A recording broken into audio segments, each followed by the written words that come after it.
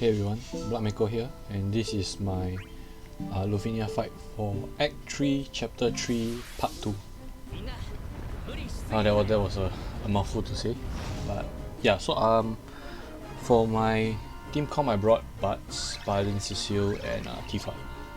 So okay, this is actually the second time I did recording. For some reason, the first time I did, the recording failed for some reason. So now I'm recording it as an MP4, and then I'm just gonna export the audio file. But enough of the technical stuff.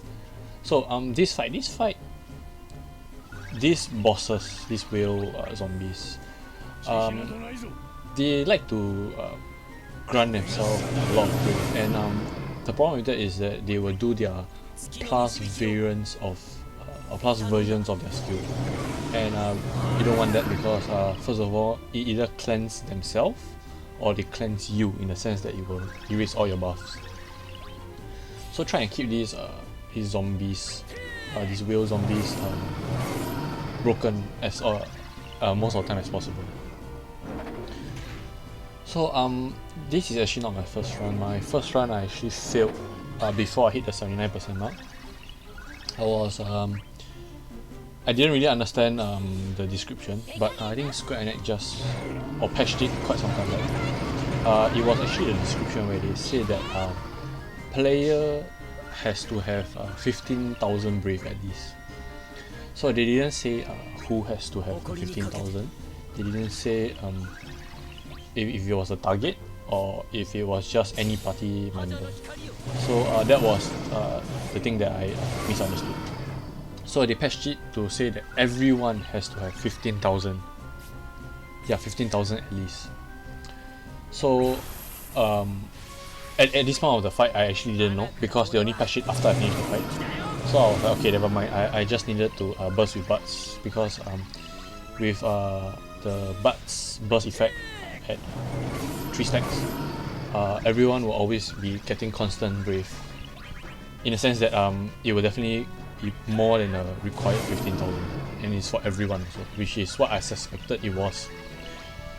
So I had to burst there because first of all, the op count was at 1 and nobody had brave, and second of all, I didn't have my summon, and my friend support, I think I used up all my Butts friend support. So yeah, I brought a Tifa one instead.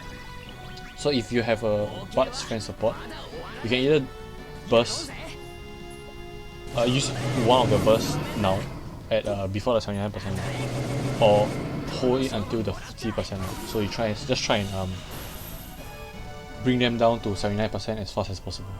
So that's one way. Another way is to basically just bring lightning, Terra, Yang, the usual overpowered strat. I don't really like it. It's getting a bit stale for me, so I thought to bring this team that you see. Oh yeah, these bosses also put up a shield at 79%. They put 100k shield at 79%, 200k at 50%, and I think another 200 or 300k at 30%, or 29%, sorry. So it's 79, 49 and 29%. Anyway, yeah, I brought Paladin Cecile in for his Holy Imperil and Holy Enchant, because these bosses actually resist melee damage, and literally everyone here other than Paladin Cecile does melee. So yeah, one of the mistakes I made in my initial run was that I didn't enchant immediately, so Tifa wasn't doing damage. That was one of the issues. And I also didn't burst with Butts when basically I didn't burst when I could, and that was a problem I faced, because the op just ticked to 0 and then everybody died.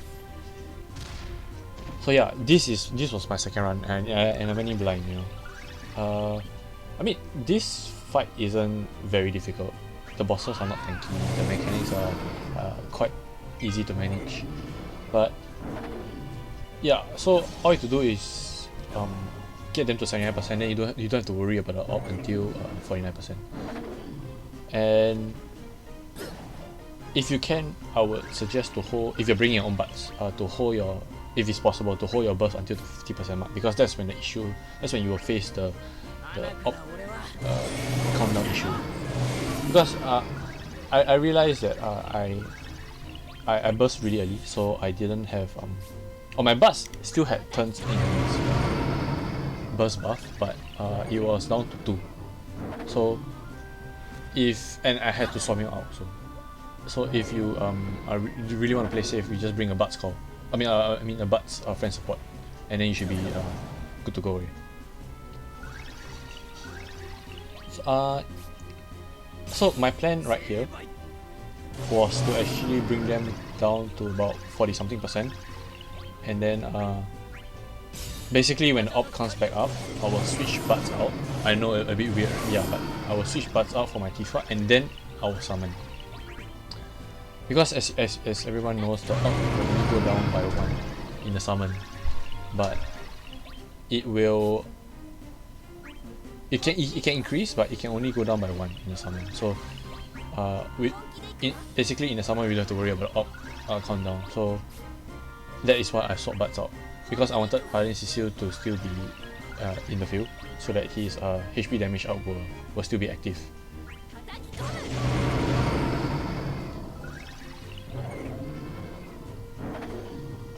So these bosses, if they are broken constantly, they actually are quite a pushover, if I dare say so.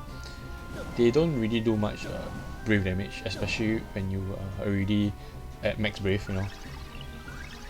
So and I also realized that I had a lot of LDs left on him, because I didn't really spend much with Paladin Cecile. Basically, Tifa was the star of the show. She just did so much damage that I didn't really have to worry about the number of skills I have left.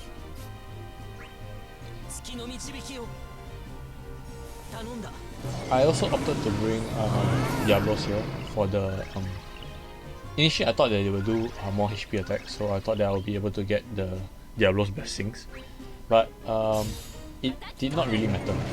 And also at this point of the fight, Paladin Cecile's Holy Enchant actually wore off, so that was another mistake that I made. So just be very careful with your enchantment, like if you are doing a party enchant like me. Tifa was still hitting cap for her initial hit, but her second hit was pretty low if you actually saw the number.